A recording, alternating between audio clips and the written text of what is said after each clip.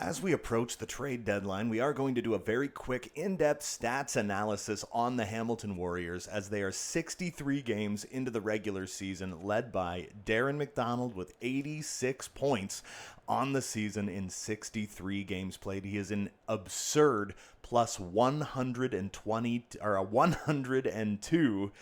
And right behind him is Lane Pandolfo, who has 50 goals for, I believe, the fourth straight season. Yes, the fourth straight season. Last season, he had a career-high 63 goals. This season, he is on pace to hit about 60, maybe a little over, maybe even hit 63 again, which would be fantastic, putting him at 364 career goals. He's not there yet, but we're hoping he can get there. Behind him is Thatcher Lewis, having a career season as well. He has 24 goals, 44 assists, 68 points in 58 games. He missed 5 games due to injury, and he is 2 assists shy of 300 in his young career. He came from Ottawa just over 2 years ago, or about 2.5 years ago, I should say. Behind him is Matt Siemens, number 1 center. He has 23 goals, 44 assists, 67 points in 63 games. He is 26 years old, and his birthday is in March, so he is going to go exact potential in just a couple of weeks. He is a monster power forward center with fantastic face-offs. He is physically unbelievable. His senses are fantastic. The only shortcoming for him is durability. Youngster, 21-year-old, 2025 fifth overall pick, Dylan Watt, has a very solid 53 points in 63 games, putting him up to 166 career points in 253 career games. Behind him is a pickup we got from the Arizona Coyotes, 24-year-old Hannu Lajunen, who has taken over that second-line center slot. He played his first 21 career games with the Arizona Coyotes, getting 8 goals and 9 points before coming over to Hamilton, where he played the final 19 games of the year, where he had 11 points. Only 3 goals, but 11 points. This season, he is on pace to get close to 35 goals and could definitely hit 60 points by the time this season is done. He is an expiring player. He is an RFA. We are hoping to get him signed to a long-term deal, or at least a decent bridge deal. After him, we've got Alexander Texier, who is having a great season, coming off but a very good 24-goal, 46-point season. He is definitely going to beat that this year. He has 370 career points, and he is still in his 20s, and he is signed for 2 more years at about 5.25. And then we've got rookie Samuel Berkowitz, who just turned 22 years old, third-line center. He has got 35 points in his first career 58 games played. He missed 5 games due to injury. He is absolutely gigantic. He's a fantastic player. Also got his first career fight. He's playing about 14.5 minutes a night. Very solid on the faceoffs with a 54.83%, 68 hits, 13 blocks, 77 giveaways, 59 takeaways. There's room for improvement when it comes to giveaways and takeaways, but if you look at his attributes, his skating is not his strong suit, nor is his physical play. We are hoping to make that better as time goes on.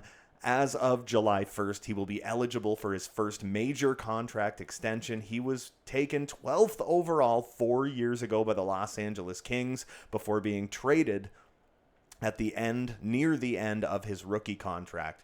After that, we've got recent pickup Kent Johnson, who just signed a $13.2 million, 4.4 AAV extension with the team. He has got an absolutely fantastic 20 points in 21 games since the trade with the Columbus Blue Jackets went through. He's still 26 years old. He will go exact top 6. Once he does go exact, he is a playmaking center/left winger. We've got him on the left wing.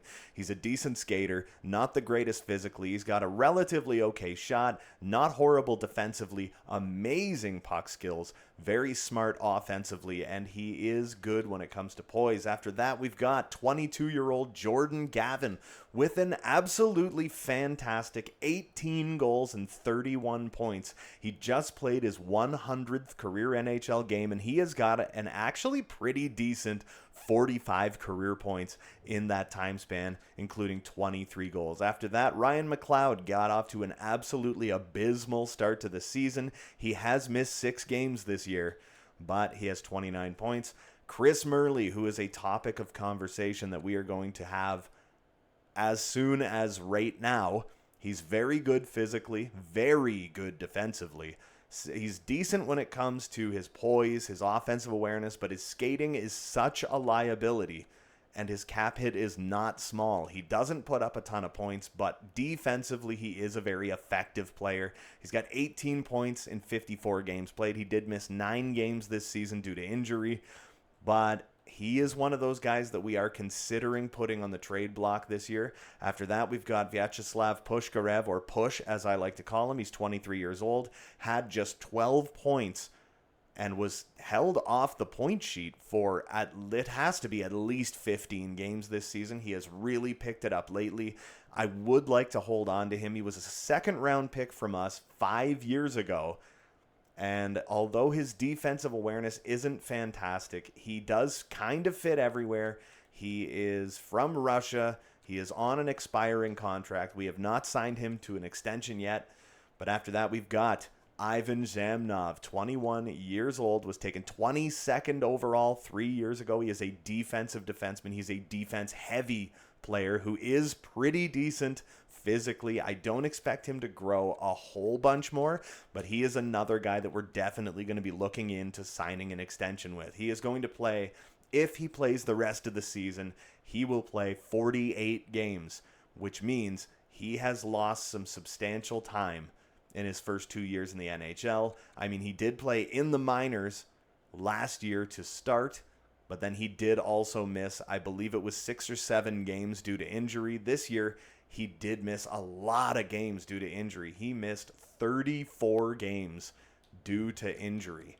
Kolyachonok, he also missed a couple of games. He missed 3. We definitely missed him while he was not here. He has 12 points on the season, all assists. He's a +6 on that third pairing. Actually a pretty decent third pairing defenseman. Was taken in 10 years ago by the Florida Panthers. He's 27 years old, 6'1", 203 pounds, decent physically, pretty decent skater for his size. And not the greatest defensively or offensively, but he does slot in nicely. He is expiring as well. We would like to extend him for at least a year. After that, we've got Justin Bell on that fourth line, who got off to a really bad start to the year. In 23 games played, he had just 3 points. And in the next 11 games, he has 4 points. The fourth line on this team has definitely picked it up like crazy, but he is most known for his absurd physicality, which has kind of not been there as much as we would like it to be. He's decent on the faceoff. He does have 52 hits, 7 blocks, 34 giveaways, 19 takeaways. The takeaways are not great. He's not exactly the strongest skater in the world. His agility is very bad, but physically he's solid. He's good with the puck, and he's very good defensively. So he makes for a really solid penalty killing forward. After that, we've got third pairing defender Henry Jokiharju, who has all the attributes you would want from a player. He's on an expiring contract. We took him on because we needed the cap hit. And after 15 games with Hamilton, not having a point, he does have 2 assists in 2 games. Since then, he went from being a -4 shortly after coming here to a +2, so that is definitely something to think about as well. He has actually become a pretty solid addition to the team. After that, we've got rookie Marcus Shirokov, who's only 75 overall, but he does now have 5 points in 16 games. Puts him on about a 25-point pace through a full 82-game season. If he can grow even a little bit, he was a second-round pick 5 years ago by the Warriors. He is also expiring. In the minors, he had 12 points in 16 games after 2 very strong seasons with the minor league team. He has played 16 games so far this year. We are kind of thinking about sending him down before he is ineligible to be a rookie anymore. I'm not 100% sure if he has to pass through waivers. Wyatt Kalynuk was picked up off of waivers by us. He's 31 years old, 7th round pick by the Philadelphia Flyers 12 years ago. And he has played none but 3 games for the Hamilton Warriors. Will likely not be coming back next season, and if he does, it will probably be at the AHL level. Now, someone we definitely want to talk about is Paul Prue. who has 5 shutouts. He has a 36-9-0 record so far this season with an actually very solid .919 save percentage and a 2.31 goals against average. In his 4th season in the NHL, this is by far his most effective. We've got 19 games to go. I expect him to play about 15 of them, so he could jump into as many as 62 games this season. And then he has got 1 year left at $3.7 million. We would love to get him signed long-term, make him the absolute long-term starting goaltender for this team. But behind him, we do have Mats Eriksson, rookie, elite potential goaltender. He's 24 years old, was taken 5 years ago in the 3rd round. He's a very solid goaltender. He's got 1 year left under contract. I don't know if he's going to grow. I don't know what's going to happen. He does have a good record. He doesn't have the greatest advanced stats. He has allowed 53 goals in 19 games. He does have a 12-6-0 record, but only a .902 save percentage and a 2.99 goals against average after 2 very good seasons in the AHL and 1 not so great season in the AHL. He also was not overly fantastic in Liga. So after that, we jump over to the entire league to see what's going on there. D2 the Mac is leading the league in points with 86 points in 63 games. Right behind him, Mr. Connor Bedard with 40 goals and 82 points. He has 411 points in 386 games. He will most certainly be over 200 career goals by the end of this season. He has 23. After that, we've got Connor McDavid, absolute simulation cancer for this game for some reason, has only gotten above 100 points 1 time since this franchise mode started. He is looking like he's on pace to get over 100 again finally.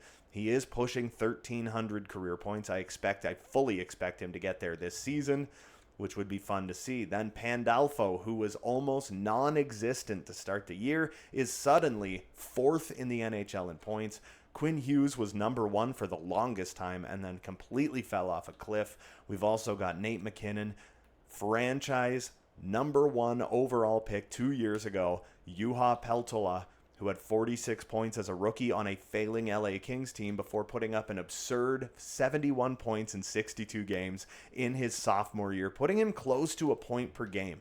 He is an absolute monster. Austin Matthews has 69 points in 62 games as a franchise 31-year-old. He actually won the Maurice Richard Trophy, took it away from Panda, who had 63 goals. Matthews had an absurd 75 goals and 116 points last year. Just an absolutely crazy season by Matthews. He may push for 50 goals this year. He may push for about 90, 92 points. Could potentially hit 600 career goals this year. Time will tell. He has got 4 more years left at 11 point something or other million. Thatcher Lewis also in that top 9 in the NHL. That is rounded out with Buffalo Sabres franchise prospect sniper Ville Heiskanen, who has a power forward behind him, so he is finding it hard to get goals. And I'm sure that guy is not far behind him. Matthew Seaman's also there, and it is Zane Foss. 66 points in 62 games. He's 22 years old. He also has franchise potential. He is a monster power forward, 6'4", 218, another first overall pick for the Sabres on a 6-year, $11.95 million AAV contract. And that, my friends, shows you who is atop the league as the Hamilton Warriors continue their absurdly fantastic 48-15-0 season. But we are kind of thinking that Chris Murley may be on the chopping block this year as early as tomorrow.